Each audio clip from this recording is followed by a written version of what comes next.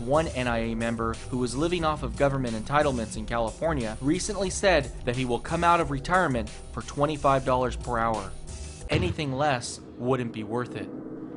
President Obama just signed a $26 billion bailout for cash-strapped states in which $10 billion are going to protect 160,000 teachers' jobs. NIA believes that these funds will do nothing to help education in America and that the entire U.S. education system needs a total overhaul. The system now is built where only those that know how to think like they do become members of the corporation, be chained to one kind of thinking. Then school is great for you. If you could regurgitate, repeat, suck up brown nose, and do everything they tell you to do, you will be a success in school, and who knows, someday you could even become a middle manager in some corporation with 2 weeks vacation pay. The school system stinks. NIA has been researching our nation's school districts, trying to see if any of them have come up with any brilliant ideas on how to improve our nation's schools. As smart as our nation's school board members claim to be, it appears as though almost none of them have come up with any ideas other than to beg their state and federal governments for more funds. The most radical idea we have heard is what was just approved in Mount Olive, New Jersey. They will no longer give out any D's. And that means that any middle school or high school student earning anything less than a 70 or a C will actually get an F. What do you have against D's? Well, I don't personally have anything against these other than it's unacceptable. NIA has spoken to hundreds of school teachers across America, and one thing has been made very clear. If more than 10% of a class fails, teachers are put on an improvement plan, and in order to avoid this, teachers are artificially manipulating the grades of students to make sure there is never more than a 10% failure rate. So explain to us how it works, because we understand that in your school district, 384 students a month ago in June ended the school year with a D as a final grade. What happens to those 384 students come September? NIA guarantees that the overwhelming majority of those students will receive a C next year, not because they studied harder, but because teachers manipulated the grades in order for them to look good.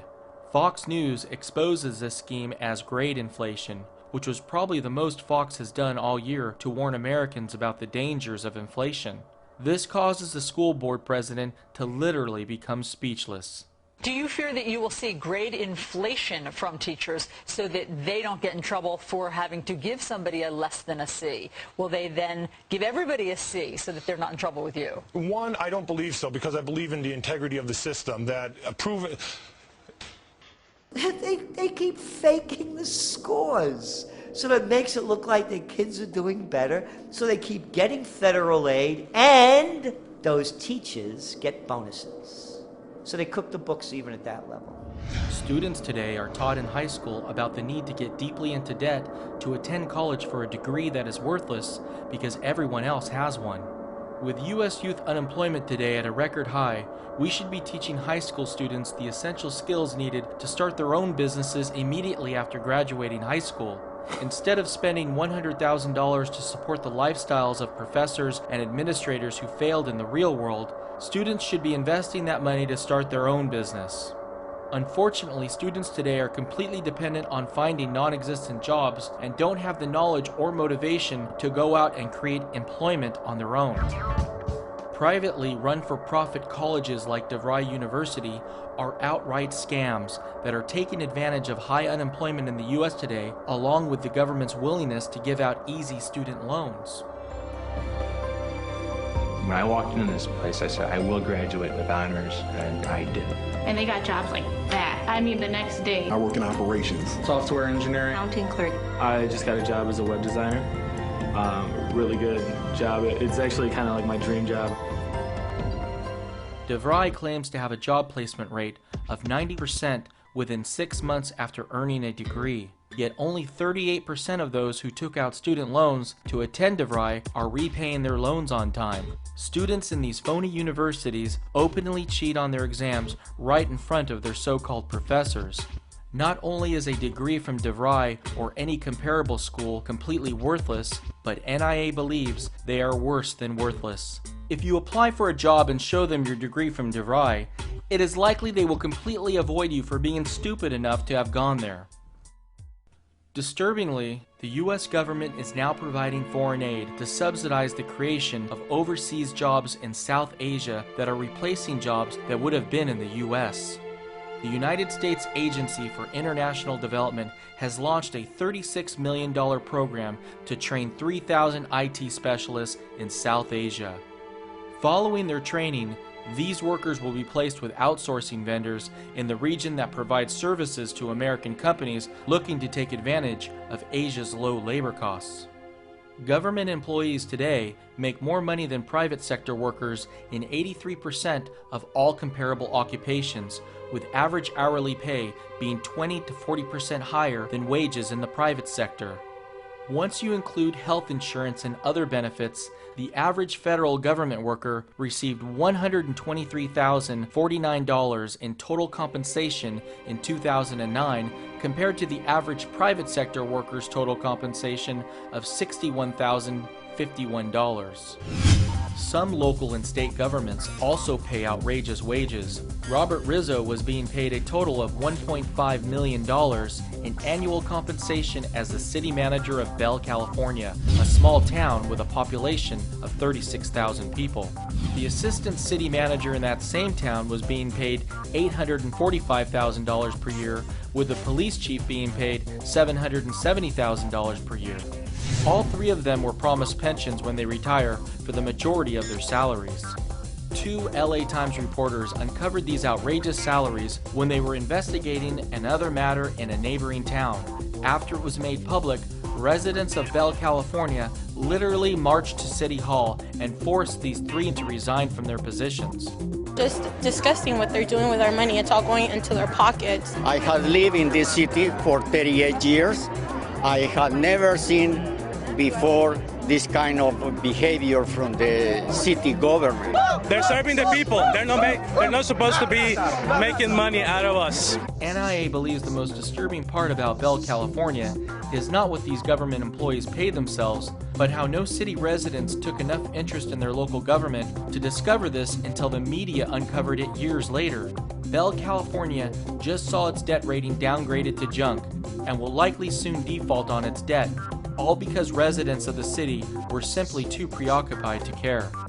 What's taking place in Bell, California is just a microcosm of what's taking place in our federal government today. First Lady Michelle Obama recently went on vacation in Spain on the taxpayers' dime. Our country is broke, yet we were forced to spend $241,000 for the cost of round-trip transportation, hotel rooms, and 70 security personnel. How out of touch could Obama administration be that they put on a spectacle of a vacation like that at a time when people can't pay their mortgages, when a time when people are losing their jobs, when a time that unemployment keeps going up? They're out of touch. They are the royalty, the elite, just like the stars in Hollywood. It's show business for ugly people in Washington. It's star power. They have no idea how the average person lives or feels because of the way they're treated.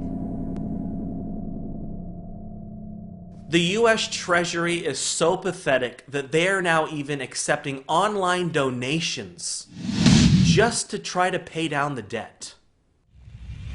The U.S. has no way of paying back its $13.4 trillion national debt and $81 trillion in total obligations, yet there is still no widespread outrage in this country about deficit spending. Politicians continue to promise more giveaways and lower taxes, and Americans fall for it because they are unaware of the hyperinflation that awaits. Americans continuously get brainwashed by the mainstream media to elect both Democrats and neocon Republicans who do nothing other than rapidly increase the size of government. When I was a kid, growing up during the Cold War, I used to hear about the communists in power, the party. Yeah, the party's still in power. But instead of having one name, communist, they have two names, Republican, Democrat. It's one party.